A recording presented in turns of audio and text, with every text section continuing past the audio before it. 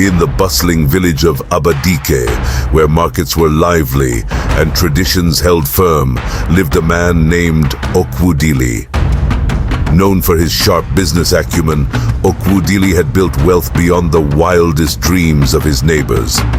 However, beneath his respected image was a deep, insatiable greed that pushed him to exploit anyone, even his own people, for more fortune.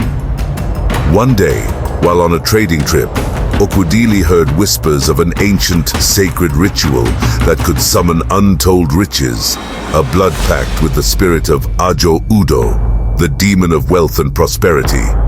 Though the pact required an unimaginable sacrifice, one's firstborn son, Okwudili, blinded by greed, accepted without hesitation. He made the deal under a blood moon in a remote cave far from his village.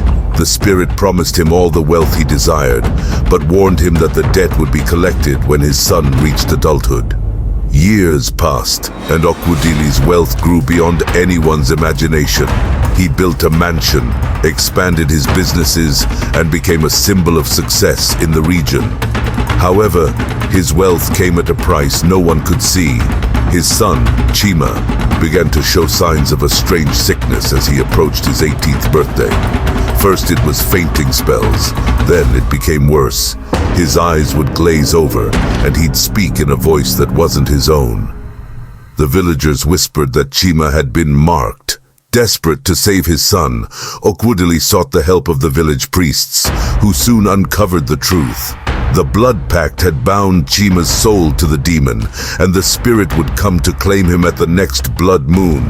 The only way to save him was for Okwudili to offer his life in exchange for his son's.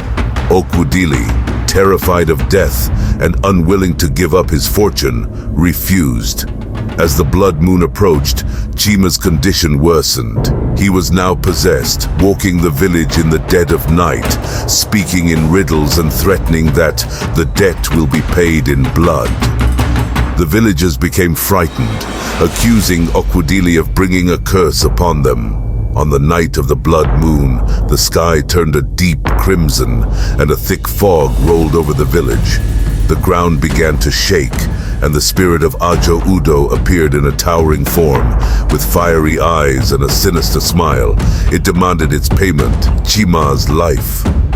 But as it reached for Chikah, the boy fell to his knees, crying out in pain.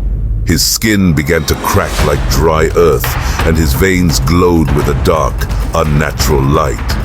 Okwudili, watching his son suffer, could no longer bear the guilt.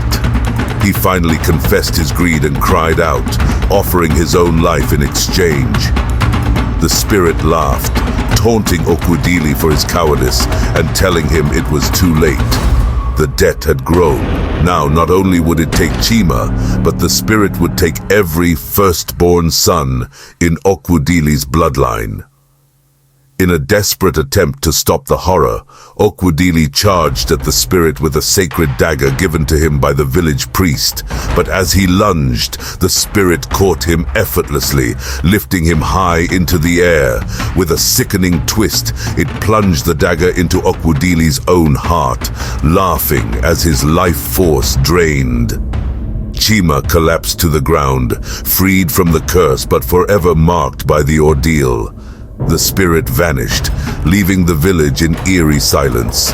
Okwudili's body lay lifeless, his wealth now meaningless. The curse, however, remained. Every firstborn son in Okwudili's lineage would carry the mark of Ajo-Udo, destined to face the same dark fate. This dramatic tale serves as a stark warning about the dangers of unchecked greed and the moral costs of pursuing wealth at any cost. In today's society, where material success is often placed above ethical behavior, the story reminds us that our actions have consequences that ripple beyond ourselves. Greed can destroy not only the individual, but also those we love the most, and some debts can never be repaid without great sacrifice.